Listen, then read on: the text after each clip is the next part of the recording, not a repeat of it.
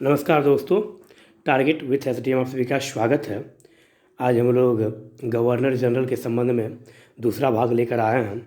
इससे पहले हम लोग लॉर्ड लैंसडाउन, लॉर्ड एलिन द्वितीय के बारे में थोड़ा सा देखे थे। आज हम लोग लॉर्ड कर्जन से देखने का प्रयास करेंगे। और यह प्रत्येक एग्ज़ाम में, चाहे वह यूपीपीसीएस जे हो, चाहे सामान्य लोक सेवा आयोग हो, चाहे ARO हो, बिहार पीसीएस हो, बिहार पीसीएस जे हो, APO हो, रेलवे हो, TGT हो, PGT हो, मतलब क्या कह सकते हैं आप, जिस एग्ज़ाम में यदि हिस्ट्री का सिलेबस है तो मॉडर्न हिस्ट्री से अधिक प्रश्न पूछा जाता है, और उसमें भी गवर्नर जनरल से अधिक प्रश्न पूछा जाता है। तो चलिए आज हम लोग देखने का प्रयास करते हैं लॉर्ड कर्जन से। लॉर्ड कर्जन का शासनकाल 1899 से 1905 तक रहा। 1899 ईस्वी में कर्जन ने भारतीय टंकन और पत्र मुद्रा अधिनियम पारित कराकर अंग्रेजी स्वर्ण मुद्रा को भारत की कानूनी मुद्रा घोषित कर दिया। मतलब कि 1899 ईस्वी में भारतीय टंकन और पत्र मुद्रा अधिनियम किसके द्वारा पारित किया गया? तो लॉर्ड कर्जन द्वारा किया गया। इसके तहत क्या किया गया? तो अंग्रेजी स्वर्ण मुद्रा को भारत की कानूनी मुद्रा घोषित कर दिया गया। लॉर्ड कर्जन के शासनकाल में फ्रेजर की अध्यक्षता में पुलिस आयोग का गठन किया गया। पुलिस आयोग का गठन किसकी अध्यक्षता में किया गया? तो फ्रेजर की अध्यक्षता में। किसके द्वारा? तो लॉर्ड कर्जन के द्वारा। इस आयोग की अनुशंसा पर CID की स्थापना की गई। किसकी अनुशंसा पर? तब फ्रेजर की अध्यक्षता में गठित पुलिस आयोग की सिफारिश पर CID की स्थापना की गई। लॉर्ड कर्जन के शासनकाल में उत्तरी पश्चिमी सीमावर्ती प्रांत की स्थापना की गई। और शिक्षा के क्षेत्र में 1904 में विश्वविद्यालय अधिनियम पारित किया गया। बहुत ही महत्वपूर्ण है यह बहुत एग्जाम पूछा जाता है कि विश्वविद्यालय अधिनियम कब लाया गया? तो 1904 में लाया गया। किस मतलब कि उस समय भारत का वायसराय कौन था? तो उस समय भारत के वायसराय थे लॉर्ड कर्जन, जिनका शासनकाल 1899 से लेकर 1905 तक रहा।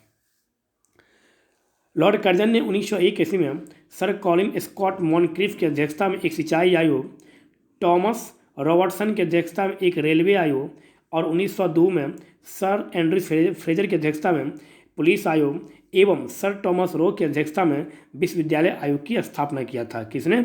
तो लॉर्ड कर्जन के द्वारा यह सब कार्य मतलब कि काम किया गया। 1904 में भारतीय विश्वविद्यालय अधिनियम पारित किया गया। गठन कब हुआ था? तो 1902 में हुआ था। अध्यक्ष कौन थे? सर टॉमस रैली की अध्यक्षता में विश्वविद्यालय अधिनियम का गठन किया गया था। यह भी आप यहाँ से याद रखेंगे। लॉर्ड कर्जन के शासनकाल में ही कृषि बैंक भी खुलवाए गए। किसके शासनकाल में? तो लॉर्ड कर्जन के शासनकाल में। कर्जन के समय ही पहली बार प्रत्येक प्रांत और केंद्र स्तर पर एक निदेशक के अधीन एक पृथक गुप्तचर विभाग की स्थापना की, मतलब कि वही CID की स्थापना की गई। कर्जन के भारत विरोधी कार्यों में सर्वाधिक महत्वपूर्ण था 1905 में बंगाल का विभाजन। 19 जुलाई 1905 ईस्वी को बंगाल विभाजन की निर्णय की घोषणा हुई, शिमला में की गई और इसका प्रारूप प्रकाशित किया गया। सितंबर 1905 ईस्वी में इस बंगाल विभाजन को सम्राट ने भी स्वीकृति दे दी और 16 अक्टूबर 1905 ईस्वी को बंगाल विभाजन की योजना पूर्ण रूप से लागू हुआ। बंगाल को दो प्रांतों में बांट दिया गया, एक पूर्वी बंगाल और एक असम प्रांत, दूसरा पश्चिमी बंगाल। पूर्वी बंगाल का मुख्यालय ढाका बनाया गया और lieutenant governor sir Andrew Fraser को बनाया गया। यह भी आप यहाँ से याद रखें। मतलब क्या? लॉर्ड कर्जन के शासनकाल में सबसे महत्वपूर्ण कार्य जो है वो हुआ था क्या? बंगाल का विभाजन हुआ था। बंगाल को दो भागों में बांट दिया गया था, पूर्वी बंगाल और पश्चिमी बंगाल। यह भी आप यहाँ से याद रखेंगे। पूर्वी बंगाल और असम प्रांत एक हो गया और दूसरा था क्या? पश्चिमी बंगाल। यह इसके द्वारा लॉर्ड कर्जन के समय में सबसे महत्वपूर्ण कार्य था। प्राचीन स्मारक परीक्षण अधिनियम 1904 ईस्वी लॉर्ड कर्जन ने भारत में पहली बार ऐतिहासिक इमारतों की सुरक्षा एवं मरम्मत की ओर ध्यान दिया। इस कार्य के लिए लॉर्ड कर्जन ने भारतीय पुरातत्व विभाग की स्थापना की। भारतीय पुरातत्व विभाग की स्थापना किस द्वारा किया गया? तो भारतीय पुरातत्व विभाग की स्थापना लॉर्ड कर्जन के द्वारा किया गया। कब किया गया? 1904 ईस्वी में। 1904 में ही विश्वविद्यालय अधिनियम भी लाया गया था। और 16 अक्टूबर को आपको पता होगा विश्व खाद्य दिवस मनाया जाता है, और 16 अक्टूबर को ही बंगाल विभाजन जो है वह प्रभावी हुआ, वह लागू हुआ। और इसी दिन काला दिवस या काला दिन के रूप में मनाया गया। और बंगाल विभाजन के विरोध में रविंद्रनाथ टैगोर और वहाँ के आम जनताओं के द्वारा रक्षाबंधन दिवस मनाया। मतलब क्या? यह कहा गया कि तुम हिंदू मुस्लिम को अलग कर सकते हो, लेकिन तुम दो शरीर को अलग कर सकते हो, लेकिन तुम आत्माओं को तुम अलग नहीं कर सकते। मतलब क्या? हम सभी हिंदू मुस्लिम भाई भाई हैं। यह उस समय नारा दिया गया था। और स्वदेशी आंदोलन इसी के बाद, बंगाल विभाजन के बाद ही स्वदेशी आंदोलन प्रारंभ किया हुआ था। यह भी आप यहाँ से याद रखेंगे। नेक्स्ट है लॉर्ड मिंटो द्वितीय, जिनका कार्यकाल 1905 से लेकर 1910 तक रहा। लॉर्ड मिंटो द्वितीय 1906 में मुस्लिम लीग की स्थापना, सबसे महत्वपूर्ण कार्य लॉर्ड मिंटो के शासनकाल का है क्या, तो आगा खां एवं सलीमुल्लाह खां के द्वारा ढाका में 1906 में मुस्लिम लीग की स्थापना की गई।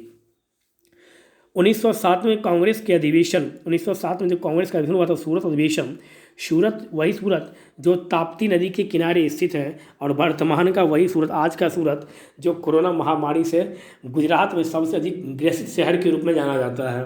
सूरत जो है वर्तमान का सूरत किस नदी के किनारे स्थित है, तो सूरत ताप्ती नदी के किनारे स्थित है, जिसमें कांग्रेस का क्या हुआ था, विभाजन हुआ था। कांग्रेस का पहला विभाजन कब हुआ था, तो सूरत अधिवेशन 1907, यह भी आप यहाँ से याद रखेंगे। मार्ले मिंटो सुधार अधिनियम 1909 पारित किया गया। उस समय भारत का वायसराय कौन था, तो लॉर्ड मिंटो द्वितीय। मार्ले मिंटो, यहाँ पर नाम है मार्ले मिंटो, मिंटो का मतलब क्या, लॉर्ड मिंटो द्वितीय, और मार्ले का मतलब यह हुआ उस समय मार्ले नाम का जो व्यक्ति था वह भारत सचिव था जो ब्रिटेन में रहता था, और मिंटो जो था वो भारत का वायसराय था। तो इन दोनों के संयुक्त रूप से बनाए गए कानून को, इन दोनों के द्वारा संयुक्त रूप से बनाए गए कानून को मार्ले मिंटो सुधार अधिनियम कहा गया, जो 1909 में पारित किया गया। लॉर्ड मिंटो द्वितीय के शासनकाल में 1908 में समाचार पत्र अधिनियम पारित हुआ था। 1908 में खुदीराम बोस को फांसी की सजा दी गई, और लॉर्ड मिंटो द्वितीय के शासनकाल में ही अंग्रेजों ने बांटो और राज करो की नीति औपचारिक रूप से अपना ली। किसके शासनकाल में, तो लॉर्ड मिंटो द्वितीय के शासनकाल में ही अंग्रेजों ने बांटो और राज करो की नीति को अपना लिया था। और 1908 में ही बाल गंगाधर तिलक को 8 वर्ष की सजा सुनाई गई। यह बहुत बार पूछता है एग्जाम में, खास करके यूपीपीसीएस से पूछता है। जो बाल गंगाधर तिलक को पहली बार जो सजा दी गई वह कितने वर्षों के लिए, 6 वर्षों के लिए। कब दिया गया, तो 1908 ईस्वी में दिया गया था। उस समय गवर्नर कौन था या उसमें वायसराय कौन था, लॉर्ड मिंटो द्वितीय। लॉर्ड मिंटो द्वितीय का शासनकाल कब से उत्तर है, तो लॉर्ड मिंटो द्वितीय का शासनकाल 1905 से लेकर 1910 तक है। यह भी आप यहाँ से याद रखेंगे लॉर्ड मिंटो द्वितीय से। नेक्स्ट लॉर्ड हार्डिंग द्वितीय 1910 से 1916। 1911 में जॉर्ज पंचम के आगमन पर दिल्ली दरबार का आयोजन किया गया। जॉर्ज पंचम अपनी पत्नी मैरी के साथ दिल्ली आए थे, और होता भी है कि जो जैसे कि मान लीजिए आपका विवाह यदि होता है तो आप अपने सारे मतलब जो भी आपका संपत्ति है, ज़मीन है, वो सब अपनी अर्धांगिनी आप अपनी पत्नी को दिखाने का प्रयास करते हैं।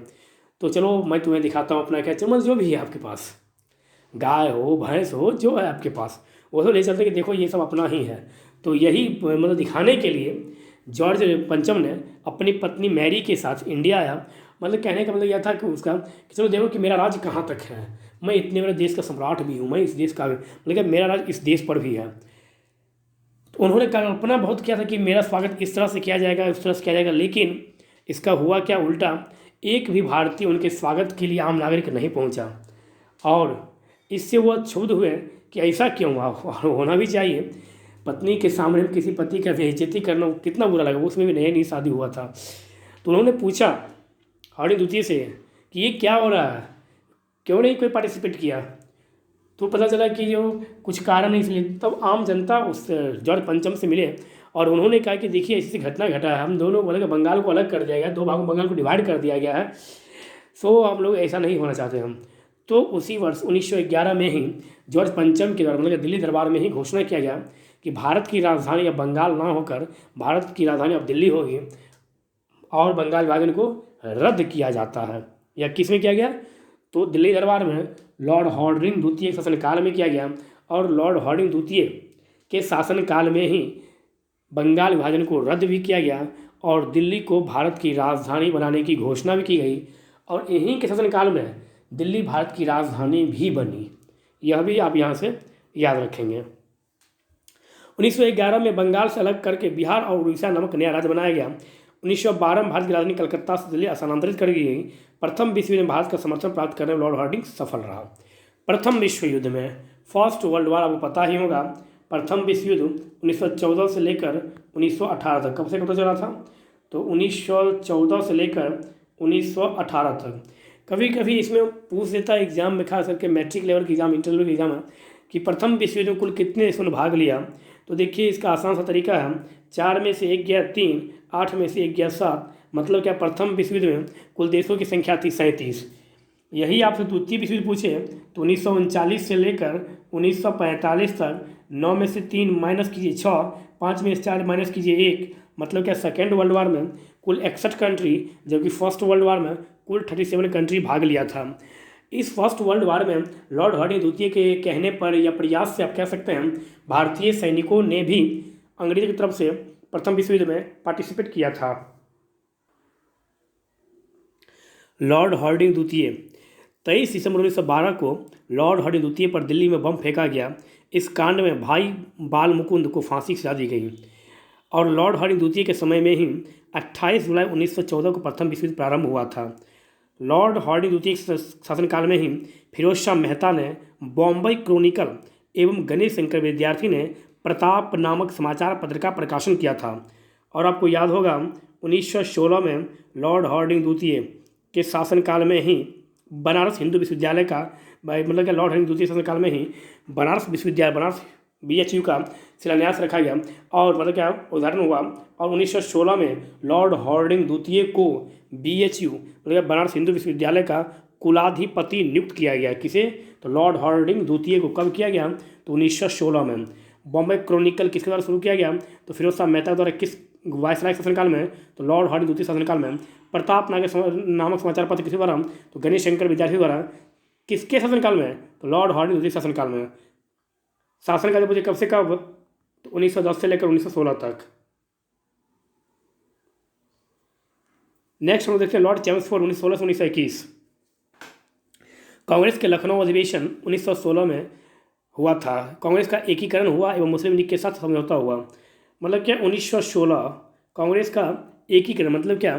कांग्रेस जो 1907 में जो डिवाइड हुआ था वह दोनों एक हो गया और मुस्लिम लीग से भी समझौता हुआ था। यह भी आप यहाँ से याद रखेंगे। और 1916 सब देखेंगे पटना हाई कोर्ट मतलब क्या बिहार हाई कोर्ट मतलब क्या पटना उच्च न्यायालय की स्थापना भी 1916 में ही हुई। BHU बनारस हिंदू विश्वविद्यालय की स्थापना भी 1916 में ही हुई। यह भी आप यहाँ से याद रखेंगे। और 1916 में होम रूल लीग तिलक एवं एनी बेसेंट के द्वारा होम रूल आंदोलन की शुरुआत की गई। यह भी आप यहाँ से याद रखेंगे। 1916 से प्रति हमें याद रखना है। अब यहाँ पे कांग्रेस का लखनऊ अधिवेशन तो आप यहाँ से याद रखेंगे। लखनऊ जो है लखनऊ वह गोमती नदी के तट पर स्थित। लखनऊ किस नदी के किनारे स्थित है? तो लखनऊ गोमती नदी के तट पर स्थित है। लखनऊ को नवाबों का शहर भी कहा जाता है। क्या कहा था लखनऊ को? तो लखनऊ को नवाबों का शहर भी कहा जाता है। छोटा इमामबाड़ा बड़ा इमामबाड़ा ये कहाँ है? तो यह सभी लखनऊ में है। केंद्रीय औषधि अनुसंधान संस्थान विश्व अनुसंधान संस्थान कहाँ स्थित है? तो यह दोनों स्थित है लखनऊ में। यह भी आप यहाँ से याद रखेंगे। लखनऊ मतलब क्या? उत्तर प्रदेश की राजधानी लखनऊ। उत्तर प्रदेश से आप यहाँ से याद रखेंगे। उत्तर प्रदेश में कुल लोकसभा सीटों की संख्या है 80। उत्तर प्रदेश में राज्यसभा सदस्यों की संख्या है कुल 31। उत्तर प्रदेश में विधानसभा सदस्यों की संख्या है 404 और उत्तर प्रदेश में विधान परिषद सदस्यों की संख्या है 99। यह भी आप यहाँ से याद रखेंगे। अब रहा कि कांग्रेस को 1916 अधिवेशन की अध्यक्षता किसने की? जो लखनऊ हुआ था। तो इस अधिवेशन की अध्यक्षता अंबिका चरण मजूमदार के द्वारा किया गया। किसके द्वारा? अंबिका चरण मजूमदार जी के द्वारा यह अधिवेशन किया गया। मतलब क्या? इसमें इसकी अध्यक्षता की गई। इस अधिवेशन की अध्यक्षता की गई अंबिका चरण मजूमदार के द्वारा। यह भी आप यहाँ से याद रखेंगे 1916 से। दूसरी बात आप 1916 से यह भी याद रखेंगे कि लखनऊ पैक्ट कांग्रेस तथा मुस्लिम लीग के बीच समझौता हुआ, उसे लखनऊ पैक्ट के नाम जानते हैं। वह भी 1916 में ही हुआ था। यह भी आप यहाँ से थोड़ा सा याद रखेंगे। 1916 में पूना में महिला विश्वविद्यालय की स्थापना हुई और इसी के शासनकाल में लॉर्ड चैम्सफोर्ड के शासनकाल में ही सैडलर आयोग का गठन किया गया। सैडलर आयोग का गठन 1917 में किया गया था। जो किस संबंध से है? तो सैडलर आयोग का संबंध जो है वह शिक्षा से है। और आप यहाँ देखेंगे कि 1919 में खिलाफत आंदोलन शुरू हुआ था खलीफा के विरुद्ध और असहयोग आंदोलन भी प्रारंभ हुआ था लॉर्ड चैम्सफोर्ड के शासनकाल में ही। और सहयोग आंदोलन कब प्रारंभ हुआ था? तो 1 अगस्त 1920 ईस्वी को। इस समय भारत के वायसराय कौन थे? तो इस समय भारत के वायसराय थे लॉर्ड चैम्सफोर्ड 1920 ईस्वी में। और असहयोग आंदोलन गांधी जी के द्वारा नेतृत्व किया गया था। और गांधी जी के द्वारा इस आंदोलन की शुरू होने से पहले यह कहा गया था कि 1 साल के भीतर हम स्वराज की प्राप्ति कर लेंगे, 1 साल के भीतर। लेकिन ऐसा कुछ हुआ नहीं और 1 साल बीतने के बाद लोगों का जो मूवमेंट है, लोगों का जो लगाव है, इस पर से धीरे धीरे उतरना चालू हो गया। और गांधी जी का यह पहला जन आंदोलन था। मतलब क्या, गांधी जी के द्वारा शुरू किए गए यह पहला जन आंदोलन था। कहने का मतलब क्या है कि गांधी जी के द्वारा इस विस्तार पूर्वक, मतलब कि इससे पहले चंपारण हुआ था, खेड़ा हुआ था, अहमदाबाद मिल मजदूर आंदोलन हुआ था। यह सभी एक क्षेत्रीय, ये सभी मजदूर और किसानों के लिए आंदोलन था। लेकिन असहयोग आंदोलन पूरे देश के लोगों के द्वारा इसमें भाग लिया गया था। इसलिए गांधी के द्वारा, जब भी पूछा एग्जाम में कि गांधी जी के द्वारा शुरू किया गया पहला जन आंदोलन कौन सा था, तो आपका राइट आंसर होगा असहयोग आंदोलन, जिसमें लगभग 1 करोड़ पार्टी मतलब क्या पार्टिसिपेट किए थे। लेकिन ऐसा कुछ दिखाई नहीं दिया है। 1 साल बाद तो आर्मी का मूवमेंट धीरे उतरता गया और 5 फरवरी 1922 ईस्वी को चौरी कांड हो गया। जिस कांड को ध्यान में रखते हुए, या कह सकते हैं उसका बहाना बनाकर, गांधी जी के द्वारा 1922 ईस्वी में 12 फरवरी 1922 ईस्वी को असहयोग आंदोलन को स्थगित करने की घोषणा की गई। लॉर्ड चैम्सफोर्ड के शासनकाल में ही अलीगढ़ विश्वविद्यालय की स्थापना की गई और महात्मा गांधी ने रॉलेट एक्ट के विरोध में आंदोलन शुरू किया था। मतलब क्या, असहयोग आंदोलन जो है यह रॉलेट एक्ट के विरोध में और जलियांवाला बाग हत्याकांड के विरोध में शुरू किया गया था। डॉक्टर सैफुद्दीन किचलू और डॉक्टर सतपाल की गिरफ्तारी के विरोध में वहाँ के आम नेताओं के द्वारा बैसाखी की पूर्णिमा के दिन एक सभा बुलाया गया। मतलब क्या, एक आम बातचीत के लिए बुलाया गया और उस दिन बैसाखी पूर्णिमा का मेला भी था। लेकिन उस मेला में एकाएक जनरल रोड आयोग द्वारा मात्र 3 मिनट का समय दिया गया ग्राउंड को खाली करने के लिए, और कहा जाता है इतिहासकारों द्वारा कि 3 मिनट के समय पूरने से पहले ही अपने सैनिकों के द्वारा वहाँ पर गोली चलाने का आदेश दिया गया, जिसमें लगभग हजारों व्यक्ति, निहत्थे व्यक्ति, मासूम बच्चे, महिलाएं, बुजुर्ग, नवयुवक मारे गए, जिनकी कहीं से कोई गलती नहीं थी और वह सब कुछ भी नहीं करे थे। वो सब सिर्फ मेला में भाग लेने गए थे। इसी को जलियांवाला बाग हत्याकांड के नाम से जाना जाता है। 1921 में प्रिंस ऑफ वेल्स का भारत आगमन हुआ था। कब? 1921 में। जलियांवाला बाग हत्याकांड कब हुआ? 13 अप्रैल 1919 को। यह भी आप यहाँ से याद रखेंगे। नेक्स्ट, लॉर्ड रेडिंग 1921 से लेकर 1926 तक लॉर्ड रेडिंग का शासनकाल रहा।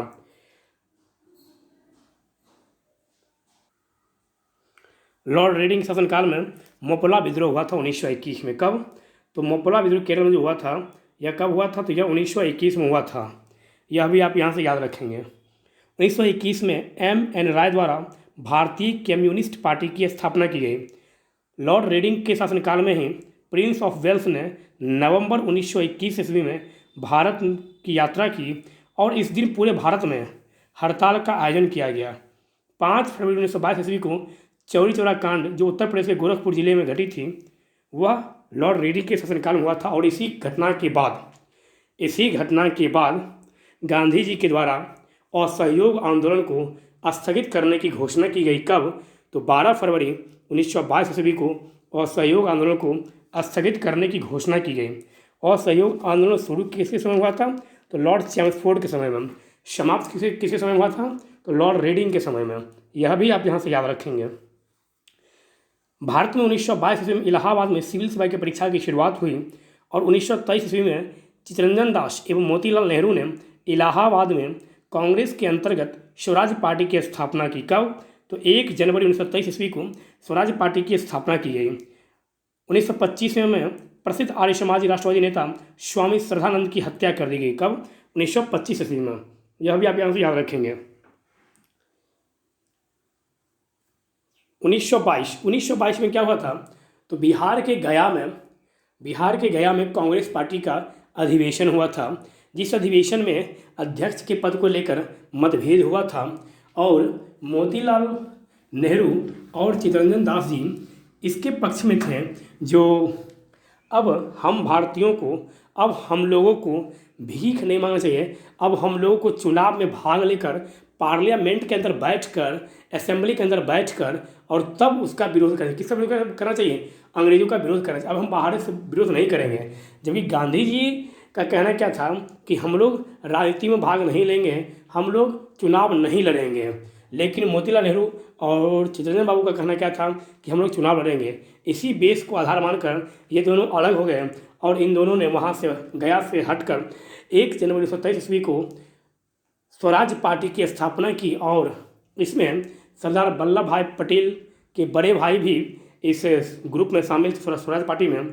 और स्वराज पार्टी ने जब चुनाव में भाग लिया तो अत्यधिक मात्रा में, मतलब क्या, एक अच्छी संख्या में स्वराजियों को इस चुनाव में सीट की प्राप्ति हुई। तो यहाँ पर हम संक्षेप में लेकर चल रहे हैं, क्योंकि अलग से स्वराज पार्टी के बारे में अलग से एक वीडियो ही है, सिर्फ उसमें स्वराज पार्टी का ही चर्चा किया गया है। असहयोग आंदोलन का एक अलग से इस चैनल पर एक वीडियो ही है जिसमें सिर्फ असहयोग आंदोलन का ही चर्चा किया गया है। तो संक्षेप में जो रिलेटेड है इससे, उस चीज़ को हम बताते हुए चल रहे हैं आपको। और दिल्ली और नागपुर में विश्वविद्यालय की स्थापना हुई लॉर्ड इरविन के शासनकाल में ही। नेक्स्ट, लॉर्ड इरविन का शासनकाल 1926 से लेकर 1931 तक रहा। इसके शासनकाल में लॉर्ड इरविन के शासनकाल में साइमन कमीशन भारत आया। साइमन कमीशन कब भारत आया? तो 3 फरवरी 1928 ईस्वी को साइमन कमीशन का गठन 8 नवंबर 1927 ईस्वी को किया गया था। साइमन कमीशन 100 से 7, 100 से साइमन, 100 से सफ़ेद, मतलब क्या, साइमन कमीशन को वाइटमैन कमीशन भी कहा जाता है। साइमन कमीशन में कुल सदस्यों की संख्या 7 था और साइमन कमीशन के अध्यक्ष सर जॉन साइमन थे, जिस कारण से इसका विरोध हुआ। रीजन क्या था विरोध होने का? तो साइमन कमीशन के 7 मेंबर जो थे वह सभी वो अंग्रेज थे, सभी गोरे थे। इस गोरे के कारण इस कमीशन का नाम व्हाइट कमीशन भी पड़ा और इसका पूरी तरीका से भारत में विरोध किया गया। व्हाइट कमीशन वापस, मतलब कि साइमन कमीशन वापस जाओ। इस बात का यहाँ पर नारा भी दिया गया, लेकिन ऐसा हुआ कुछ भी नहीं। साइमन कमीशन आया, साइमन कमीशन अपना रिपोर्ट बनाया और साइमन कमीशन ने 1930 ईस्वी में अपना रिपोर्ट प्रकाशित किया। साइमन कमीशन के विरोध में मोतीलाल नेहरू की अध्यक्षता में एक कमेटी बुलाई गई और 1928 में ही मोतीलाल नेहरू द्वारा नेहरू रिपोर्ट सौंप दिया गया अंग्रेजों के बीच। यह भी आप यहाँ से याद रखेंगे।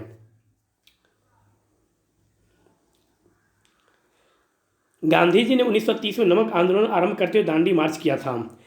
हुआ क्या था? गांधी जी को ऐसी सूचना मिली कि अंग्रेज जो है नमक पर भी टैक्स लगा रहे हैं।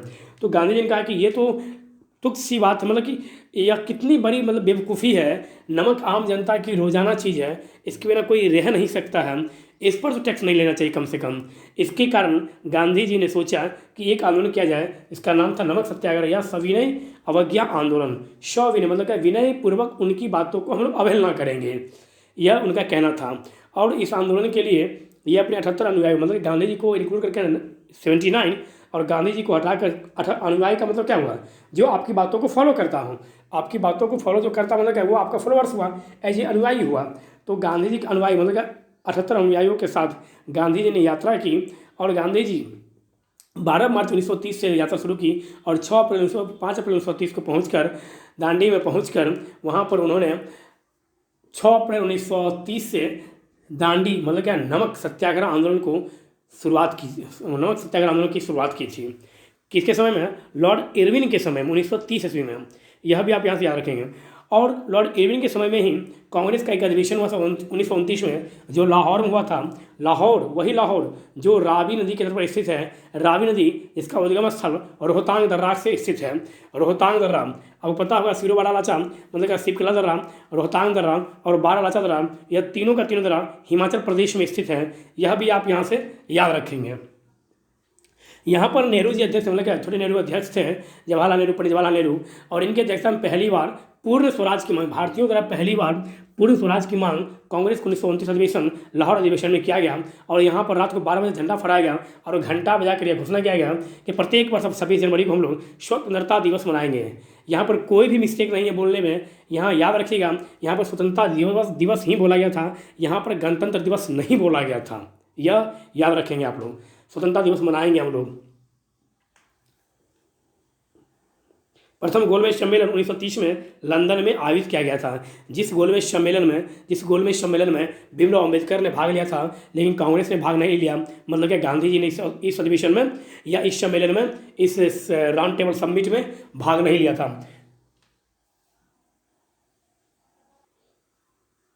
कहाँ हुआ था? तो लंदन में हुआ था। लॉर्ड इरविन के शासनकाल में ही 5 मार्च 1931 को गांधी इरविन समझौता भी हुआ था। गांधी जी को जेल से निकाला गया और गांधी और इरविन भी ये सब कुछ समझौता हुआ, जिस समझौता में गांधी जी ने भी कुछ मांग रखा और इरविन ने कहा कि जो आपको राउंड टेबल समिट में भाग लेना चाहिए और आप भाग लीजिए।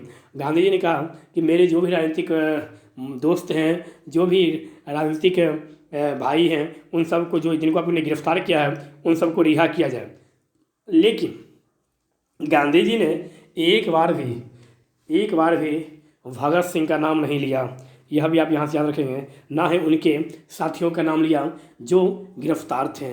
इसलिए कभी कभी कहा जाता है, इतिहासकारों के द्वारा, बहुत व्यक्तियों द्वारा ऐसा कहा जाता है कि गांधी जी पर यह एक काला धब्बा। यदि गांधी जी चाहते, ठीक है, नहीं बचाते, फांसी से नहीं मुक्त कराते हैं, लेकिन कुछ तो कह सकते हैं, इस पर गांधी जी ने चर्चा तक करना सही नहीं समझा। जो भी हो, उस समय का माहौल जैसा भी हो, लेकिन गांधी जी इस विषय पर एक बार भी चर्चा इरविन के साथ नहीं किए थे। और 23 मार्च 1931 को फांसी की सजा दे दी गई। यह भी आप यहाँ से याद रखें। किसके समय में? तो लॉर्ड इरविन के समय में। और लॉर्ड इरविन का शासनकाल कब से कब तक रहा?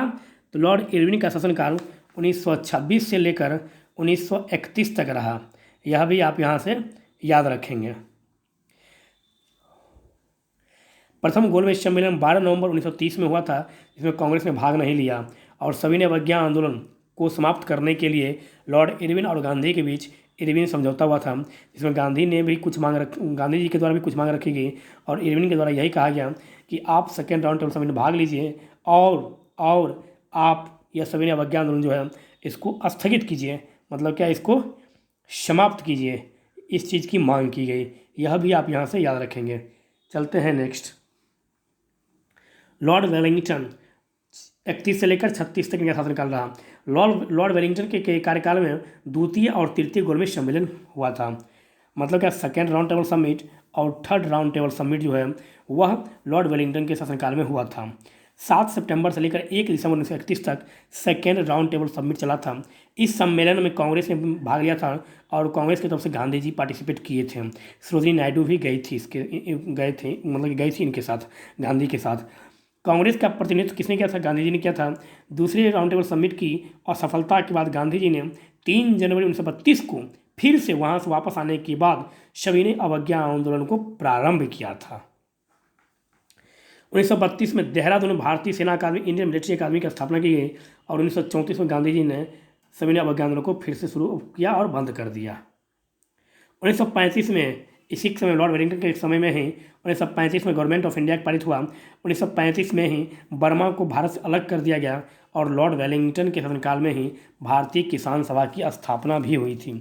यह भी आप यहाँ से याद रखेंगे। लॉर्ड वेलिंगटन ने कांग्रेस के बम्बई अधिवेशन 1915 में हिस्सा लिया था, और इस अधिवेशन की अध्यक्षता सर सत्येंद्र प्रसाद सिन्हा किया था। यह भी याद रखें। लॉर्ड वेलिंगटन ने किस अधिवेशन में? तो कांग्रेस के 1915 अधिवेशन में।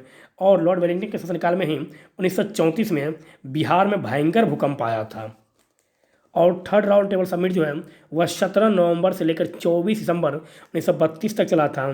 तीनों गोलमेज सम्मेलन में भाग लेने वाले व्यक्ति थे डॉक्टर भीमराव अम्बेडकर, और कांग्रेस ने थर्ड राउंड टेबल समिट में भी भाग नहीं लिया था।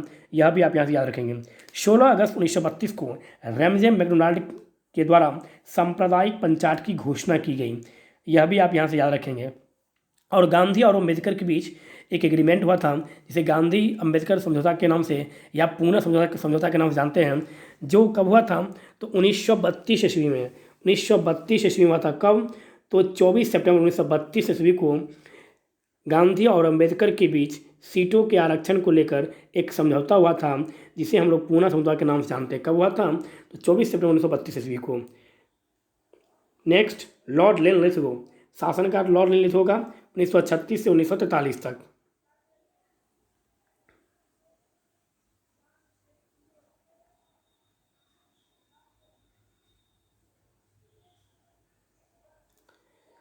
उन्नीस सौ उनचालीस में सुभाष चंद्र बोस ने कांग्रेस छोड़कर फॉरवर्ड ब्लॉक नामक एक नई पार्टी का गठन किया था। कब? 1939 ईस्वी में। 1939 में हुआ क्या था? कांग्रेस के अध्यक्ष पद के लिए चुनाव हुआ था, जिसमें गांधी जी के तरफ से प्रतिनिधित्व पट्टाभी सीतारामैया को खड़ा किया गया, और इधर से सुभाष बाबू खड़े हुए थे, और सुभाष बाबू को बहुत अच्छा बहुमत से विजय हासिल हुई, और सुभाष बाबू मात्र एक दिन अध्यक्षता की, उसके बाद उन्होंने अपने पद से इस्तीफा दे दिया, और इस्तीफा देने के बाद उन्होंने फॉरवर्ड ब्लॉक नामक एक नई संघ का उन्होंने स्थापना किया था। 1939 में ही 1 सितंबर 1939 को सेकेंड वर्ल्ड वार शामिल हुआ था, मतलब क्या, शुरू हुआ था। यह भी आप यहाँ से याद रखेंगे। द्वितीय गोलमेज सम्मेलन, द्वितीय विश्व युद्ध में शुरू होने पर प्रांतों की कांग्रेस मंत्रिमंडल ने भी त्याग पत्र दिया। मतलब क्या, द्वितीय विश्व युद्ध, सेकेंड वर्ल्ड वार में बिना भारतीयों से पूछे हुए लॉर्ड लिथुओ ने निर्णय ले लिया कि भारतीय सैनिकों को इसमें पार्टिसिपेट करना है। इसके आधार पर जो प्रांतीय जो चुनाव हुआ था, उस चुनाव में जो सरकार चुनी गई थी कांग्रेस की, वह सभी सरकार मतलब क्या कुल 8 प्रांतों से सरकार ने अपना इस्तीफा सौंपा। और उन्होंने कहा लॉर्ड लिथुओ से, नेहरू जी ने, पंडित जवाहरलाल नेहरू ने, क्या आपने थोड़ा भी सही नहीं समझा उस व्यक्ति से पूछना या उस पार्टी से पूछना जिसे जनता ने चुना है? यह तो गलत बात है। इस बेस पर उन्होंने 8 प्रांतों में जो कांग्रेस की जो सरकार बना था, उससे उन लोगों ने क्या किया, अपना इस्तीफा दे दिया। सेकेंड वर्ल्ड वॉर में बिना पूछे भारत को भी युद्ध में धकेल दिया इस कारण से। यह भी आप यहाँ से याद रखेंगे। 1940 के लाहौर अधिवेशन मुस्लिम लीग के मुसलमानों के लिए अलग राज्य की मांग करते हुए पाकिस्तान का प्रस्ताव पारित किया। यह भी आप यहाँ से याद रखेंगे। 1940 में कांग्रेस द्वारा व्यक्तिगत असहयोग आंदोलन प्रारंभ किया गया। मतलब क्या, व्यक्तिगत सत्याग्रह आंदोलन 1940 में कांग्रेस के द्वारा शुरू किया गया। व्यक्तिगत मतलब क्या, सभी व्यक्ति अपने अपने स्तर पर करेगा, इसमें कोई जुलूस, कोई सभा नहीं निकलेगा। और इन्हीं के समय 1942 में गांधी जी ने करो या मरो का नारा देकर भारत छोड़ो आंदोलन भी प्रारंभ किया था। इन्हीं के समय में 9 अगस्त 1942 को भारत छोड़ो आंदोलन शुरू हुआ था, जिसे स्वतः स्फूर्त आंदोलन भी कहते हैं, क्योंकि भारत छोड़ो आंदोलन की घोषणा 8 अगस्त 1942 को हुई थी। 9 अगस्त को अर्ली मॉर्निंग शुरू होता। उससे पहले अंग्रेजों के द्वारा जीरो आवर ऑपरेशन चलाकर देश के प्रमुख जितने भी नेता थे, बड़े बड़े नेता, उन सभी को अरेस्ट कर लिया, उन सभी को गिरफ्तार कर लिया गया। भारत छोड़ो आंदोलन के दरमियान ही भाग लेने के कारण जयप्रकाश नारायण को एक राष्ट्रीय स्तर के नेता के रूप में पहचान मिली। यह भी आप यहाँ से याद रखेंगे। और अंग्रेजों को भगाने के लिए, भारत की स्वतंत्रता के लिए सबसे अंतिम आंदोलन जो था वह भारत छोड़ो आंदोलन ही था। यह भी आप यहाँ से याद रखेंगे। Next, Lord Wavell. Lord Wavell ने शिमला में एक सम्मेलन का आयोजन किया, जिसे वेवेल प्लान के नाम से जाना जाता है। 1946 में नौसेना विद्रोह कहाँ, बॉम्बे में हुआ था। 1946 में अंतरिम सरकार का गठन किया गया, किसकी सिफारिश पर, तो कैबिनेट मिशन की सिफारिश पर संविधान सभा का चुनाव हुआ। और आप याद रखेंगे, लॉर्ड वेवेल के समय में ही याद रखेंगे आप, कैबिनेट मिशन जो है वह भारत आया था। यह भी आप यहाँ से याद रखेंगे। स्टैफोर्ड क्रिप्स, पैंथिक लॉरेंस और एबी अलेक्जेंडर इसके सदस्य थे। ब्रिटेन के प्रधानमंत्री क्लेमेंट एटली ने 20 फरवरी 1947 को भारत को स्वतंत्र करने की घोषणा की थी। नेक्स्ट और लास्ट, लॉर्ड माउंटबेटन 1947 से लेकर 1948 तक। लॉर्ड माउंटबेटन भारत के अंतिम वायसराय थे।